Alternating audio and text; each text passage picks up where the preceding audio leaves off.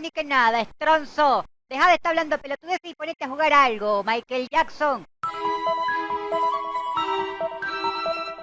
La voz de un icono cultural no es simplemente una herramienta de comunicación, ya estamos hablando de una arquitectura sonora que sostiene décadas de nostalgia, la identidad de toda una marca y expectativas por parte del consumidor. En el caso de Mario, la figura central de Nintendo, estamos hablando ya de una identidad vocal que transitó desde el silencio absoluto en la era de los 8 bits hasta convertirse en una de las firmas auditivas más reconocibles del mundo del entretenimiento. Con la mirada puesta en la segunda película, el debate sobre las voces de Mario vuelve a entrar en una fase de aceptación un tanto pragmática. Si bien es cierto que ya a regañadientes aceptamos a Chris Pratt como el Mario del cine, siguen existiendo discusiones, ya sea por la visión que tienen por el actor como tal o por la añoranza que tienen por la voz original de Mario, que entramos en este choque de opiniones. La transición del personaje hacia el medio cinematográfico de alto presupuesto y la subsiguiente planificación de una secuela siempre generaron esa factura analítica entre la tradición de los videojuegos y las necesidades del lenguaje fílmico. Un fenómeno que no solo es una cuestión de preferencia estética, sino un complejo debate que involucra la viabilidad mecánica de las cuerdas vocales humanas y también cómo ha evolucionado este plomero que todo lo puede en la narrativa contemporánea de Nintendo.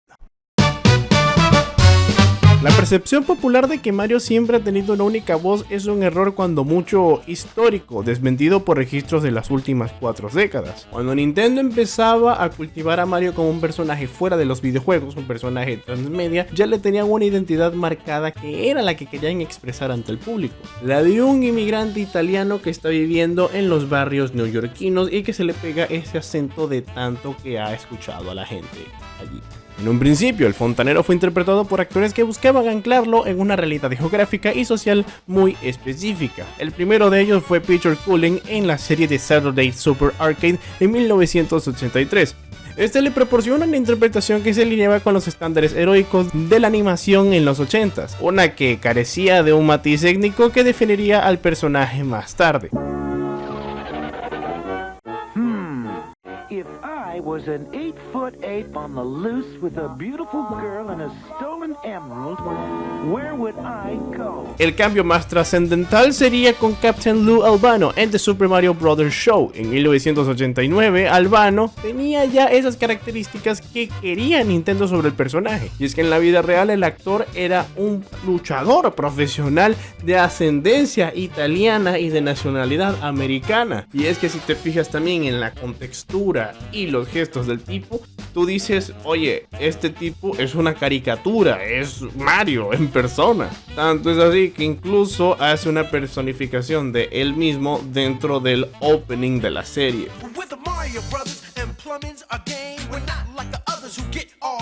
Con este tipo teníamos un Mario con una voz rasposa, muy de Brooklyn, gruesa y también cargada de un acento neoyorquino auténtico. Durante este periodo no buscábamos ese Mario adorable, brillante o carismático que tenemos hoy en día. Teníamos un personaje que era duro y representaba también esa vida del inmigrante italoamericano en un entorno urbano hostil, o en este caso enfrentarse a tortugas que escupen fuego. Más adelante la batuta se le pasó a Walker Boone, que continuó esta línea en las series animadas de Super Mario Bros. 2 y Super Mario World. Boone suavizó ligeramente la aspereza de Albano, pero mantuvo la estructura del acento de Brooklyn, presentándolo ya como un héroe más pragmático y en ocasiones un tanto impaciente. Hey, slow down, paisano. There's no sea monster in Venice. Take it now. Well, that's that. The only problem is, what now? El canon que le estaba dando Nintendo en las series animadas era que el tipo era neoyorquino. Una noción que era indiscutible y que resurgiría después cuando llega el papá de los helados y la voz que todos conocemos por Mario. Hola, soy yo, Mario.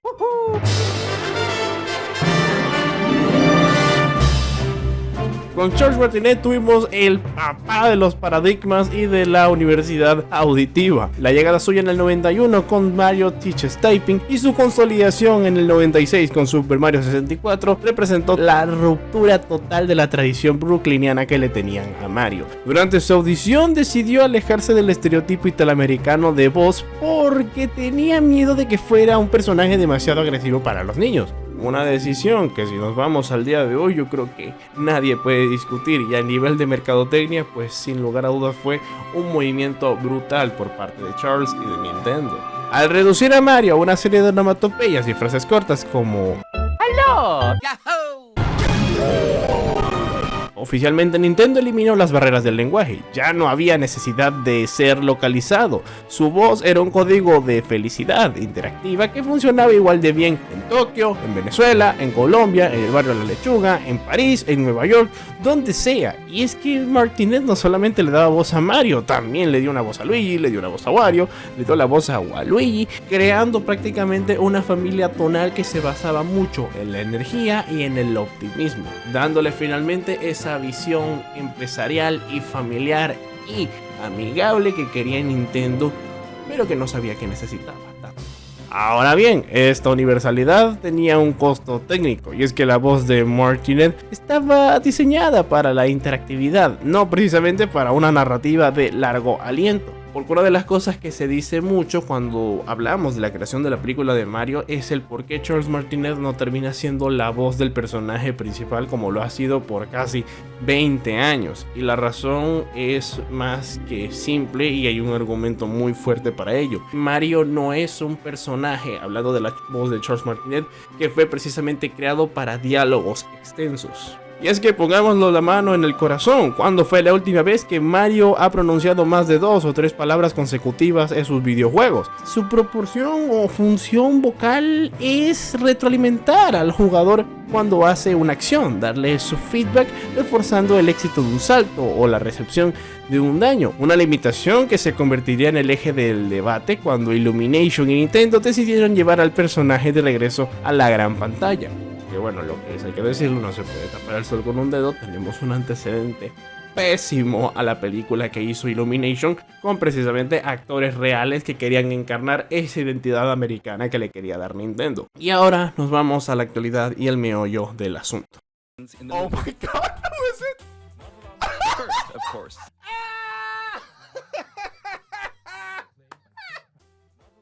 No!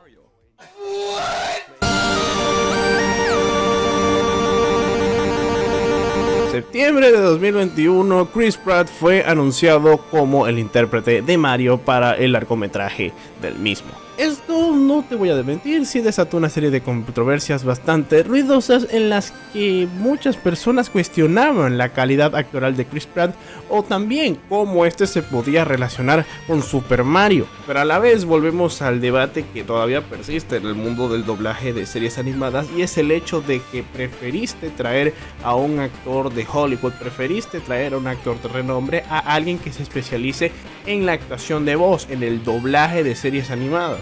Y hablando del nicho Nintendo, se habla mucho del abandono a Charles Martinet. Algo que enteramente no es así.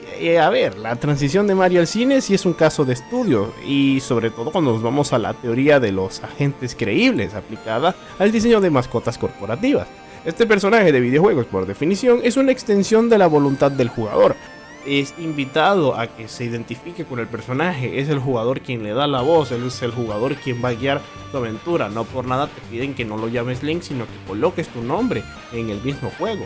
Cuando hablamos de un personaje de cine, este sí tiene que ser un agente autónomo, con su propia vida, interior, motivaciones y crucialmente una voz que refleje dicha complejidad. Michael Jelenic y Aaron Horvath, que eran los directores de la película, defendieron la elección de Chris Pratt argumentando que esta era ante todo una historia de origen, para que la audiencia se conectara con Mario como un personaje con aspiraciones, miedos reales y también que necesitaba sonar como una persona real.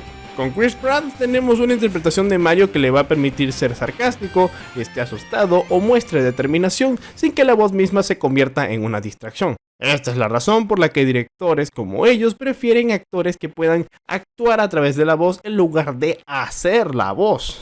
Chris Pratt fue seleccionado por su habilidad para interpretar a estos héroes de cuello azul, una persona común, un hombre común que tiene un gran corazón y que trata de salir adelante en un terreno hostil, un papel que le hemos visto hacer en diversas producciones, tanto en otros universos cinematográficos como en películas individuales por separado. Entonces prácticamente teníamos que volver a estos inicios que le querían proponer a Mario cuando querían darle esa personalidad brooklyniana, pasándonos a esos orígenes con Albano y con Hoskins.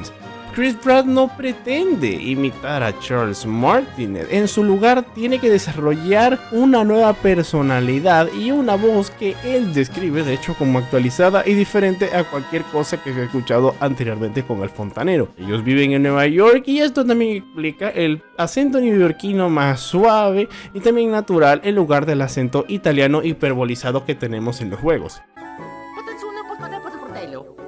El estilo vocal de Charles es una forma extrema de actuación que, si bien es efectiva en ráfagas de un segundo, presenta desafíos significativos para una producción cinematográfica de larga duración. Charles Martinet se encontraba cerca también de los 70 años al momento de la producción de la película. Esa fisiología vocal con su edad pues le iban a afectar a largo plazo. Los pliegues vocales pierden elasticidad con el pasar del tiempo y el hecho de meter a este tipo en sesiones de 3 a 4 horas para grabar líneas para la película, al final le iban a pasar factura. No por nada, cuando termina la producción de la misma y se hace el estreno, Charles Martinet se sale de su rol como Mario y se pone como embajador de la franquicia. Podemos ver esto también como una transición pacífica por parte de Nintendo para que no se vaya tampoco por la puerta de atrás, hasta el punto de que incluso en la misma película de Mario tiene un pequeño homenaje, hay un inserto del mismo interpretando a Jumpman, que sería, digamos, la primera versión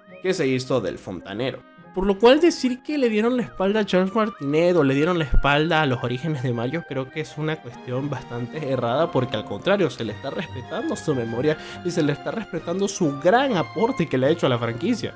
Simplemente que su voz cargada de catchphrases es excelente para la marca pero deficiente para el drama. A ver, imagínate, una escena de alta tensión o de tristeza, el uso de un mamma mía agudo podría romperte el tono y podría recordar al espectador que está viendo un producto comercial a un producto que tiene una historia emocionante. Paralelamente tenemos también la contratación de Kevin Afghani a partir de Super Mario Wonder como la voz oficial ahora de los juegos. Una jugada que para Nintendo resulta bastante astuta porque le está permitiendo diversificar estos bancos de voz que le van a dar a su personaje para así garantizar su longevidad con el paso de los años. Con la película de Mario, finalmente Nintendo salda una cuenta que tuvo desde hace años con respecto a las adaptaciones de películas, y ahora estamos en un momento muy dulce del personaje con mucho merchandising, con muchos anuncios, un parque temático, ahora una saga de películas que quién sabe hasta cuándo se va a extender, porque si Sonic ya tiene 4 películas con el inicio tan raro que tuvo,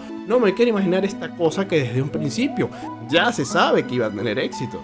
Una decisión que tal vez se puede sentir coherente con la filosofía de la productora. Si un personaje va a estar en pantalla mucho tiempo, por lo menos su voz debe ser capaz de sostener una narrativa compleja o no solo proporcionar ruidos ambientales. Y este elenco resulta también un cambio de dirección en la voz, porque mientras en la primera película tuvo que venderse la idea de que un Mario podía hablar, la secuela de 2026 se siente ya libre de experimentar con personajes que son tradicionalmente mudos o son sonidos limitados, como es el caso de Yoshi o Bowser Jr., que a duras penas tenían frases, dándoles personalidades completas a través de actores con rangos vocales y dramáticos ya probados anteriormente. Un caso que me emociona mucho es el de Rosalina, que está interpretada por Brie Larson, que no es suficiente con que es una nintendera de corazón y de la mata, sino que es una actriz que está comprobado que tiene un rango actoral y dramático muy bueno. Estamos hablando de una ganadora del Oscar dentro del cast de la película de Mario. Y es el punto al que voy. Tú ves el cast solamente por los nombres y es prácticamente una película hollywoodense. Puede ser un blockbuster fácilmente. Sí, puede caerte bien o puede caerte Chris Pratt, pero a pesar de las controversias iniciales, hay que decir que proporcionó una solución pragmática que permitió a Mario hablar, dudar y crecer como personaje. De cara a 2026, la incorporación de talentos como Donald Glover y Brie Larson, por mencionar algunos, sugiere que Nintendo ha encontrado una fórmula ganadora. Están respetando el pasado a través de cameos y simbolismo, mientras también construye un futuro vocal diverso y cinematográficamente robusto. Porque darle voz a Mario no es solamente un casting, ya no es solamente traer actores y ya. Estamos hablando ya de un ecosistema sonoro rigurosamente establecido que trata de mantener a la figura más grande del entretenimiento digital. Espero que les haya gustado este análisis, creo que me extendí un poco, pero espero que se haya dado a entender mi punto y la fascinación que tengo por la actuación de esta película. Coméntenme aquí abajo cuál es su voz favorita de Mario o también cuál es su personaje favorito de la película de Mario. ¿La van a ver? ¿Verán la secuela? ¿Qué estarán haciendo para ese entonces? Los que me sigan en Instagram, por cierto, les tengo una propuesta, los voy a saludar en el próximo video. Así que síganme en Instagram, mis redes están aquí abajo en la descripción. Y nada, yo soy Lufay, me despido por ahora, yo lo sé. Chao. Ok, esto lo estoy grabando justo cuando acaban de anunciar que Star Fox va a salir en la película. ¿Saben qué? La lógica se fue al carajo, señores, al carajo. 100 likes y veo la película de Mario del 93, no jodas.